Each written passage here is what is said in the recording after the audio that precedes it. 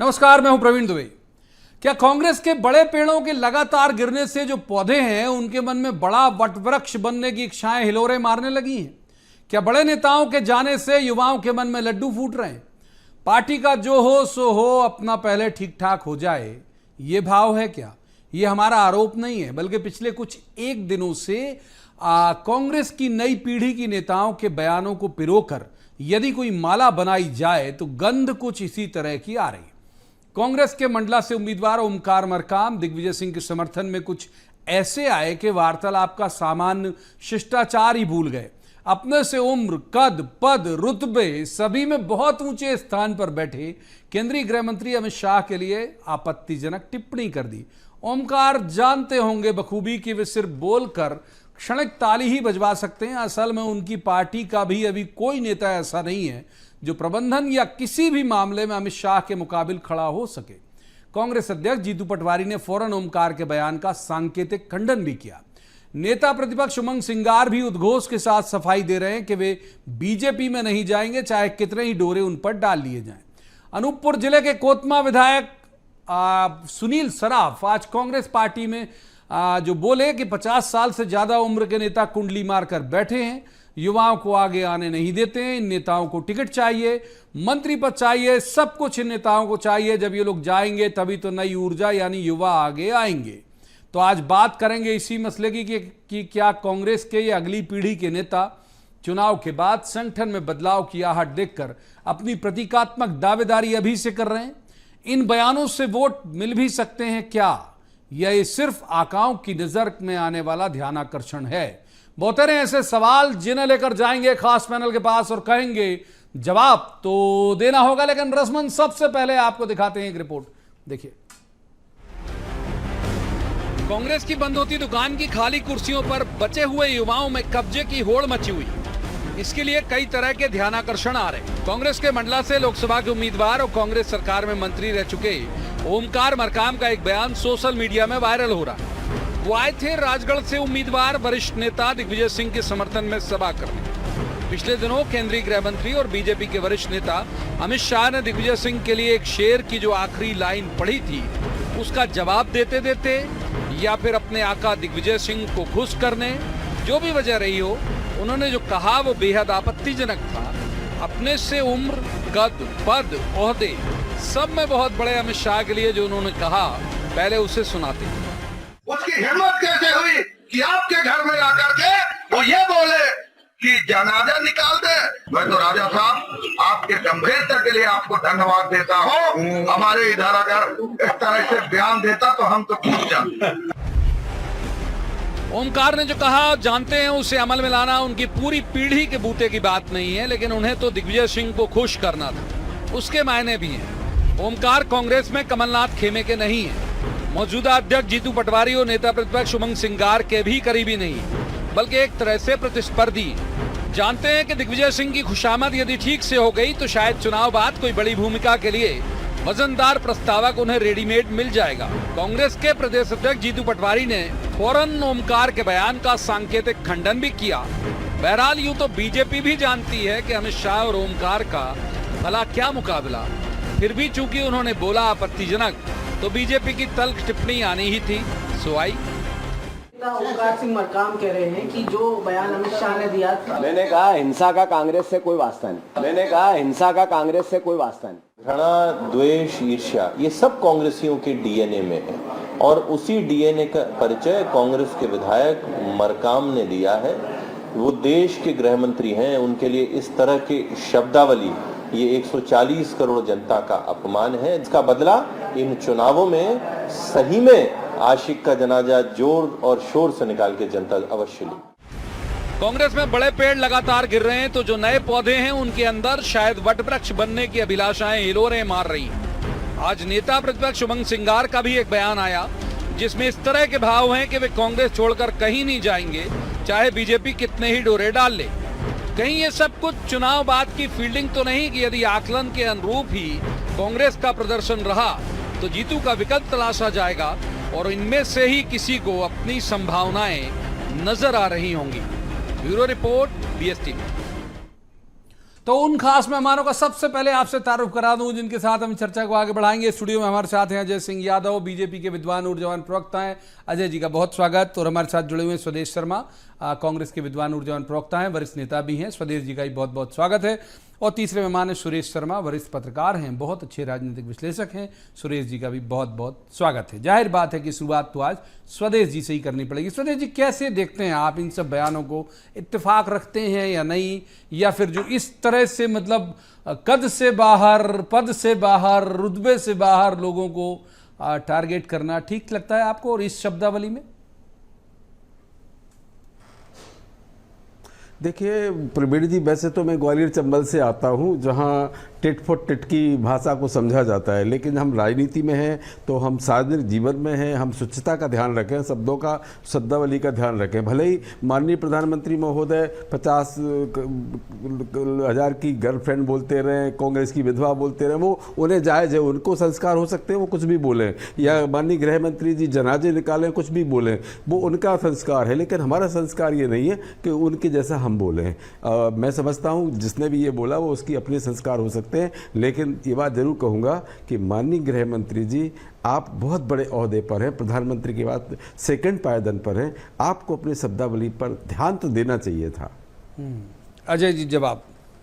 देखिए प्रवीण जी, जिस तरह का घटनाक्रम है, स्पष्ट तौर पर गृह मंत्री जी द्वारा एक राजनीतिक बयान दिया गया कि रोडमल नागर जी पिछली बार कितने मतों से जीते, दिग्विजय सिंह आखिरी चुनाव लड़ रहे हैं, बड़े नेता हैं, तो जनाजा धूमधाम से निकले, पूरी तरह राजनीतिक बयान था, अर्थात ज्यादा से ज्यादा मतों से हराया जाए। इसमें कुछ भी विवादास्पद या आपत्तिजनक नहीं है। ये कांग्रेस के नेताओं का राजनीति में जो गिरावट है, और डूबती हुई नाव में भी एक दूसरे को डुबाकर आगे निकलने की जो होड़ है, उसकी व्यवस्था दिख रही है। ओमकार मरकाम के बयान से जहां दिग्विजय सिंह मौन स्वीकृति देते हुए सामने बैठे हुए दिखाई दे रहे हैं, वहीं जीतू पटवारी पल्ला झाड़ते हुए दिखाई दे रहे हैं। तो कांग्रेस पार्टी पहले एक राय बना ले कि किस मुद्दे पर क्या बात करना है, लेकिन भारतीय जनता पार्टी जनता के बीच में जिस मजबूती से काम कर रही है, देश की उन्नति के लिए, तरक्की के लिए, और मोदी जी की गारंटी पे जनता का विश्वास है। आप विवादित बातों की बात करते हैं, मोदी जी के लिए नीच,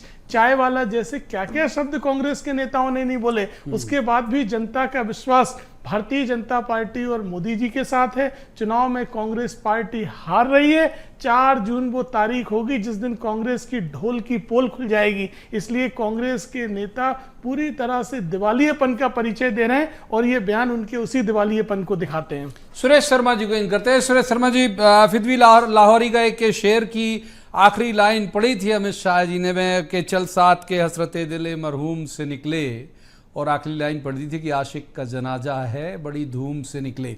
इतना लंबा उस पर रिएक्शन आया।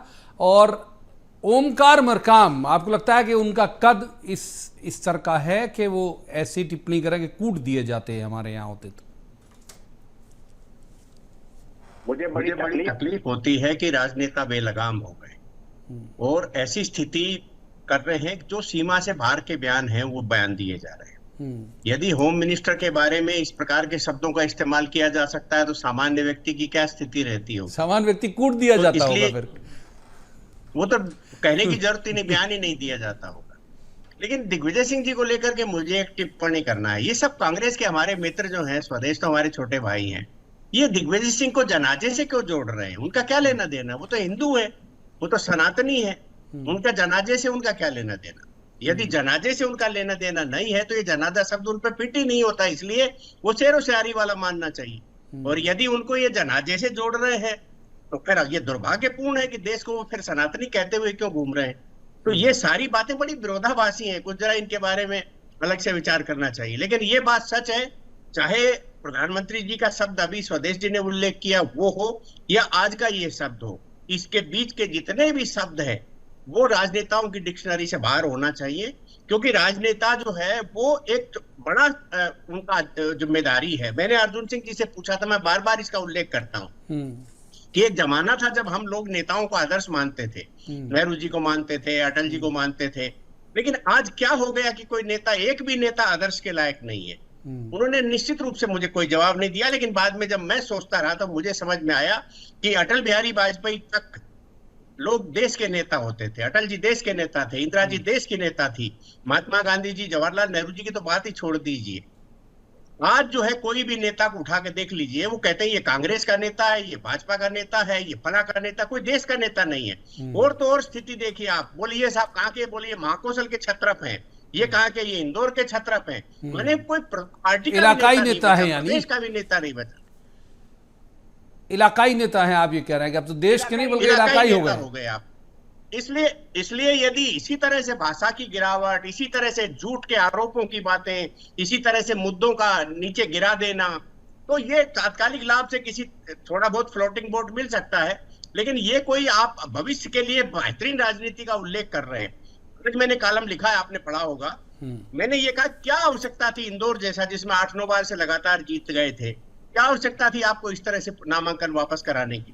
भाई नामांकन रद्द होना एक बात है, नामांकन वापस कराना एक बड़ा संदेश है। आप किस प्रकार की राजनीति करना चाहते हैं? ठीक है सर, एक बार अजय जी को माफ कीजिए स्वदेश जी को इन करते हैं। स्वदेश जी, अब सेकंड पार्ट पे आते हैं जो हमारी डिबेट का। एक तो चलिए ये बयान था, बयान पे आधे घंटे बहस के लायक नहीं है बयान, लेकिन जो बयान आ रहे हैं आपकी पार्टी के उन नेताओं के जिन्हें हम दूसरी पीढ़ी कह सकते हैं कि भाई बड़े लोगों के रिटायरमेंट के बाद इनके नाम ही जाएगा, और जीतू पटवारी को प्रदेश अध्यक्ष बना के स्पष्ट भी कर दिया, तो क्या इनके मन में कुछ चल रहा है कि भाई चुनाव के बाद अगर नतीजे गड़बड़ हुए, मान लो जीतू जी शिफ्ट हुए, तो फिर हम सब अपनी अपनी गुंजाइश बना लें, उसमें उमंग सिंगार भी हैं, उसमें जो आपके सुनील सराफ जो आज बोल गए वो भी हैं, ओमकार मरकाम भी हैं, ऐसा कुछ ध्यानाकर्षण विद इन द पार्टी तो नहीं था कहीं ये सब बयान देना लगातार सबका अलग अलग?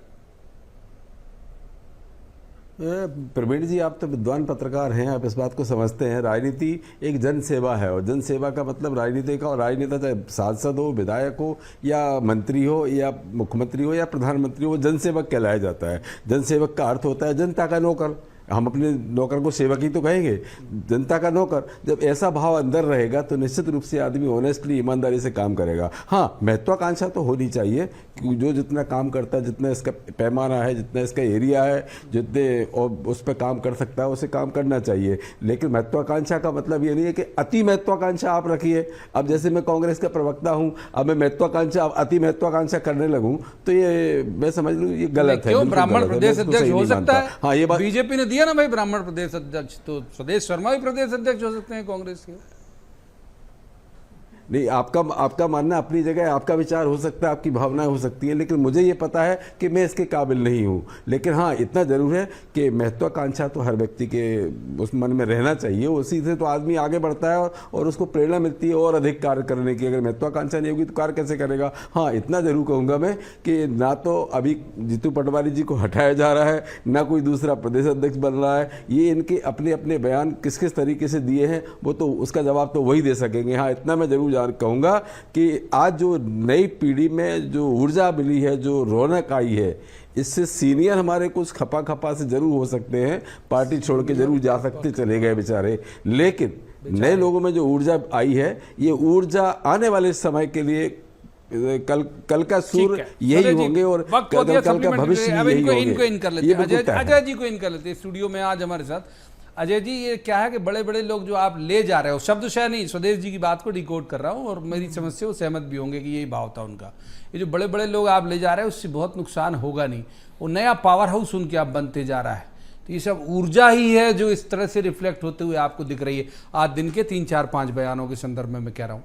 देखिए प्रवीण जी, नए या पुराने लोगों का सवाल नहीं है। कांग्रेस पार्टी जिस रास्ते पे चल पड़ी है उस रास्ते पे ना कांग्रेस के साथ जनता है, ना वोटर है, ना कार्यकर्ता है, यहाँ तक कि अब तो उम्मीदवार भी नहीं रहना चाहते हैं। कांग्रेस के आप मुद्दे देखिए, जनता के बीच में उनका रिफ्लेक्शन देखिए। आप कहते हैं हम विरासत पे टैक्स लगाना चाहते हैं, आज गाँव में बैठे हुए आम किसान से पूछो तो वो कहता है कांग्रेस को एक भी वोट नहीं चाहिए क्या, जब इस तरह की नीति लेके आ रहे हैं। दूसरी तरफ अन्य मुद्दे हैं, पिछड़े वर्गों के आरक्षण में मुस्लिम आरक्षण को आप जोड़ना चाहते हैं, 55% पिछड़े वर्ग वाला मध्य प्रदेश, साथ में राम मंदिर का मुद्दा और आर्टिकल 370 जैसे मुद्दों का विरोध करना, ये मुद्दे तो है ही। जब हम बात करते हैं देश के विकास की, तरक्की की, मोदी जी की गारंटी की, तो कांग्रेस के नेता अब शब्द बोलते हैं।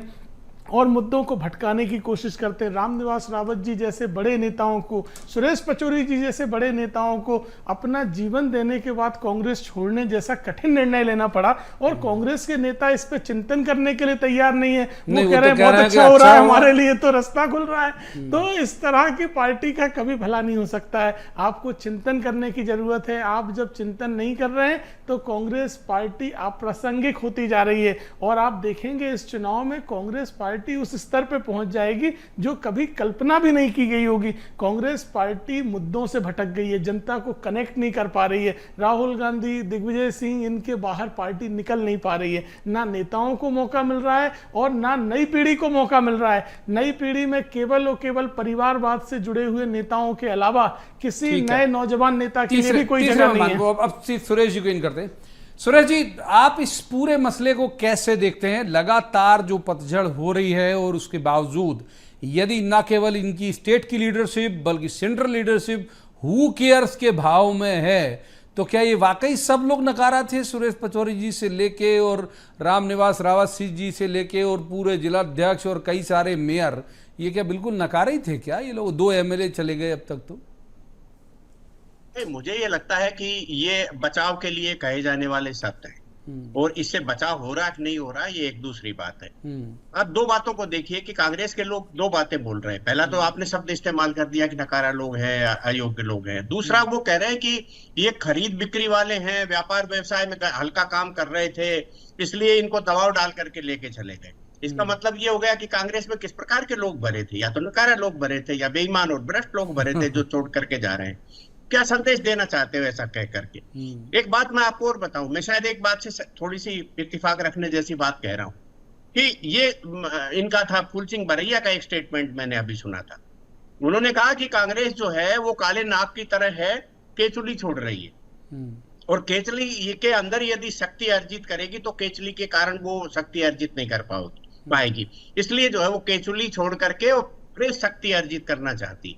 तो अब केचली में आप ये बताइए कि कौन छोड़ना चाहता है? कौन लोग जो एक्चुअल में जो केचुली है वो तो छूट ही नहीं रही। जिनको ये नहीं मालूम कि भारत के संविधान को खत्म नहीं किया जा सकता, उनको ये नहीं मालूम, वो कह रहे हैं कार्यकर्ताओं आप संविधान लेकर के चलिए। जिनको ये नहीं मालूम कि आरक्षण जो है वो संविधान प्रदत्त संविधान सभा का दिया हुआ है। और दूसरा, कांग्रेस यदि कहे या भाजपा यदि ये कहे कि हमने सेकंड आरक्षण दिया, तो सेकंड आरक्षण तो वीपी सिंह ने दिया था। हाँ, थर्ड आरक्षण जो है 10% जो गरीब है, आदर जो इनके स्वर्ण समाज के, इनको 10% आरक्षण जो है वो इनने दिया है। और अभी मेरे को अच्छे से याद है, मैं उस दिन पार्लियामेंट में था, तो उसमें जो है 10 साल के लिए बढ़ाने का प्रस्ताव रविशंकर प्रसाद ने रखा था जो विधि मंत्री थे। तो इसलिए कांग्रेस ने भी 10 साल बढ़ाने के प्रस्ताव रखे हैं, आरक्षण नहीं दिया। भाजपा ने भी आरक्षण नहीं दिया, 10 साल बढ़ाने के प्रस्ताव रखे हैं। तो आप किस प्रकार के विवादित मुद्दे लेकर के चल रहे हो जिसमें देश में होने वाला क्या है? आप एक बात बताइए, जब कह रहे हैं कि हमने मुस्लिम समाज को जो आरक्षण दिया है वो धार्मिक आधार पर नहीं दिया, हम जातिगत आधार पर दिया है, क्योंकि जातियों पिछड़े वर्ग के लोग हैं जो पिछड़े वर्ग से कन्वर्ट होकर के गए हैं। ठीक है। फिर आप विरोधाभास देखिए कि आप जातिगत जनगणना की बात करते हैं, तो आपने कभी कहा कि हमने मुस्लिम समाज की उन जातियों का भी गणना करेंगे? सर, जवाब ले लेते हैं सदैव जी से, बहुत देर से नहीं गया उनके पास। तो सदैव जी ये बता दीजिए केवल के क्या मुद्दों को लेकर क्राइसिस है, कुछ भटक गए हो आप लोग, या फिर यह है कि भाई एक एक एजेंडा जिसके तय मन में आया वो कर रहा, कोई ऊपर से कंट्रोल्ड एजेंडा तय नहीं हो पाया कि भाई अभी स्वदेश जी यहाँ बैठे हैं तो जो उनके जी में आए वो बोलें, और कहीं रैली करने जाएंगे तो जो जी में आए वो बोले, ऐसा कुछ तो नहीं है मामला? नहीं, बिल्कुल ये समझ लीजिए कि इसकी एक आइडियोलॉजी होती है, एक विचारधारा होती है। वो अलग बात है, मैं व्यक्तिगत टिप्पणी नहीं करना चाह रहा था, लेकिन आज वो ऐसा वक्त आ गया कि बोलना पड़ रहा है। बोलिए। हमारे भाजपा के प्रवक्ता अजय यादव जी, इनके दादाजी कांग्रेस से विधायक थे। ये खुद 6 महीने पहले तक माननीय मोदी जी को, माननीय शिवराज सिंह जी तत्कालीन मुख्यमंत्री जी को पानी पी कर कोसते थे, लेकिन अब इनकी आइडियोलॉजी चेंज हो गई। लेकिन मैं ये समझता हूँ राजनीति विचारधारा से होती है। मैं भी जिस विचारधारा पर टिका हुआ हूँ, व्यक्तिगत संबंध मेरे किसी से भी हो सकते हैं। अजय मेरे छोटे भाई हैं, मैं इनको मानता हूँ, लगातार हमेशा मानता रहूँगा, लेकिन राजनीति एक अलग चीज़ है। आज जो भटकाव आया है लोगों में, वो वही लोग हैं जिनका कहीं ना कहीं कोई स्वार्थ नहीं सध रहा है, या जिन्हें देखा कि अब तो मैं 65 का पार हो गया हूँ और कांग्रेस अभी खराब हालत में है, अब पता नहीं सत्ता में आती है कि नहीं आती है, और आएगी भी तो हमको क्या मिल पाएगा, हम इतने चुनाव हार चुके हैं। भाजपा में चले जाओ, चलो ठीक है, आज भाजपा में धनबल, बाहुबल और ईडी, सीबीआई, आईटी, इन सब के डर से मुक्ति मिल जाएगी, और अभी सेंट्रल से बहुत सारा धन भी आया है, जिस धन के सहारे से एक इवेंट चलाया जा रहा है कि ज़्यादा से ज़्यादा आयतित लोगों को भाजपा में भरो और भाजपा के देश तुल्य कार्यकर्ता को एक तरफ बैठा दो। ये भूपेंद्र सिंह जी का एक बयान भी आया था कि आप 15-20 साल से हो, आपको जब कुछ नहीं मिला तो आने वाले कल जो भर्ती हो रहे हैं भाजपा में उनको क्या मिल जाएगा। तो कुल मिलाकर के ये जिस दिशा में भाजपा जा रही है, ये दिशा देश के लिए ठीक नहीं है, और इसीलिए दिशा में सब जान चुके हैं। इसीलिए राहुल गांधी जी ने जो गारंटियां दी है, कांग्रेस ने जो गारंटियां दी है कि हर प्रत्येक महिला को, पूरे देश की महिलाओं को, एक परिवार की एक महिला को 1 लाख रुपए हम सालाना देंगे, हम स्टाइपेंड के रूप में युवाओं को 1 लाख रुपए देंगे प्रति वर्ष। हमने जो गारंटियां दी है, इसीलिए वो गारंटी दी है कि हम एमएसपी की गारंटी देते हैं, और इसके लिए कानून भी बनाएंगे बाकायदा, ताकि आपको कभी कोई परेशानी ना आने पाए। आयोग भी बनाएंगे। अब अजय जी को करते हैं, वो बहुत देर से बोलना भी चाह रहे थे, जो आप बोलना चाह रहे हैं वो तो बोलिएगा। मेरा एक सवाल ले लीजिए कि जितने हमने नाम गिनाए यहाँ पर, उमंग सिंगार, ओमकार मरकाम, जीतू पटवारी, कौन ज्यादा मुफीद लगेगा आपको? अगर मान लीजिए हाइपोथेटिकल बात है कि मान लीजिए, तो कौन ज्यादा मुफीद है आपके लिए?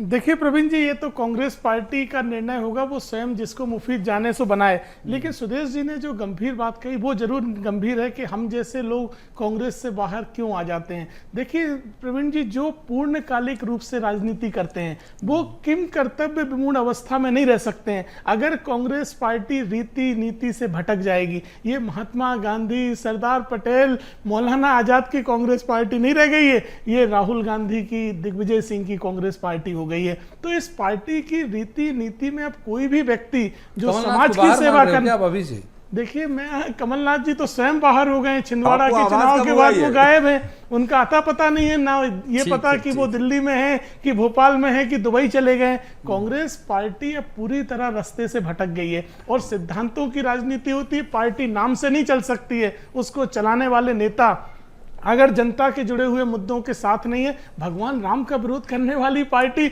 और कहे कि हमें लोग साथ दें, तो ऐसी पार्टी के साथ कोई नहीं रह सकता है। कांग्रेस पार्टी पूरी तरह से अपने सिद्धांतों से भटक गई है। कांग्रेस पार्टी में कोई भी ऐसी नीति नहीं है जिस पे आप जनता के बीच में जा सकें, और यही सबसे बड़ा बिखराव का कारण है। लेकिन कांग्रेस के नेता, इनके लोग पकड़ क्या?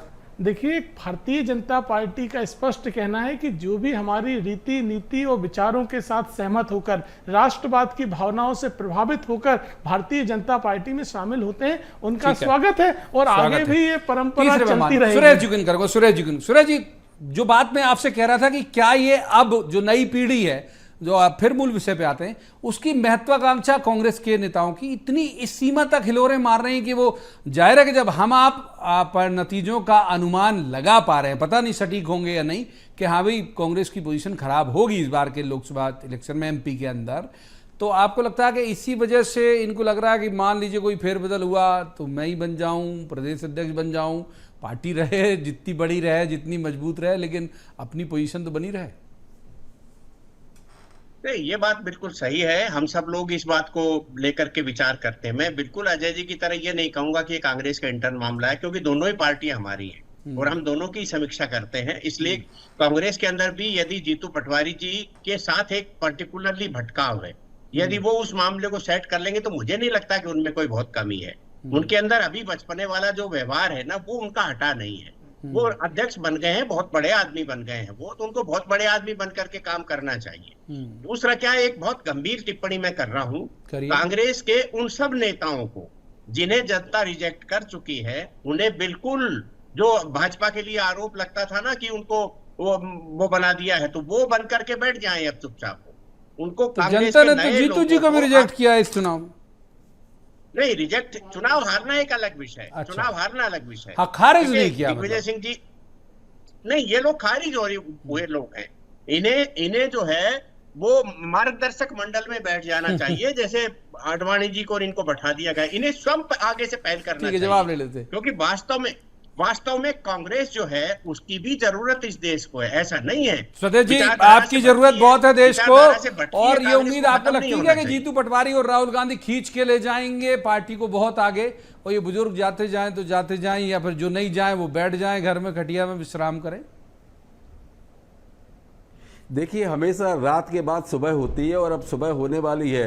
रात का दौर था जो 10 साल गुजर गया है, अब सुबह होने वाली है। राहुल गांधी ने जिस तरह भारत जोड़ो यात्रा शुरू की, मोहब्बत की दुकान खोली, पूरे देश में एक हलचल सी पैदा हुई, भारतीय जनता पार्टी सत्ते में आ गई, 400 पार का नारा भूल गई। अब देखो, आप किसी भी डिबेट में 400 पार की बात नहीं होती, न माननीय प्रधानमंत्री जी बोलते, न माननीय अमित शाह जी बोलते, न कोई प्रवक्ता बोलता है। उनको पता चल गया, उनकी जमीन खिसक गई है। ये सब राहुल गांधी और कांग्रेस की देन है। कांग्रेस उन्हें जन जन से जुड़े और जो मैनिफेस्टो लेकर आए, जनता के मुद्दों से जुड़ा हुआ क्लोजिंग रिमार्क लेते हैं अजय सिंह जी का। अजय जी, देखिए प्रवीण जी, भारत जोड़ो यात्रा के पहले चरण के परिणाम में मध्य प्रदेश, राजस्थान, छत्तीसगढ़ सभी साफ हो गए, और इस चरण में कांग्रेस पार्टी अपने इतिहास के सबसे निम्न स्तर पे पहुंचने वाली है। यहाँ तक कि वोट परसेंटेज में भी कांग्रेस पार्टी में भारी गिरावट होने वाली है। कांग्रेस के नेताओं को समझना पड़ेगा कि मुद्दों से आप भटक गए।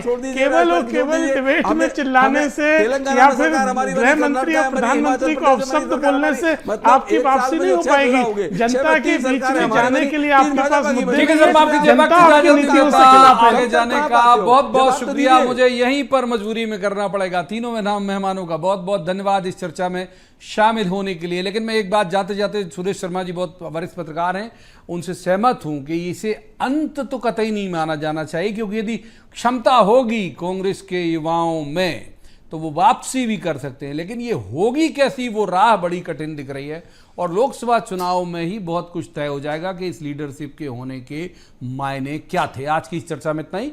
कल किसी खास मसले पर खास पैनल के साथ बैठकर कहेंगे, जवाब तो देना होगा।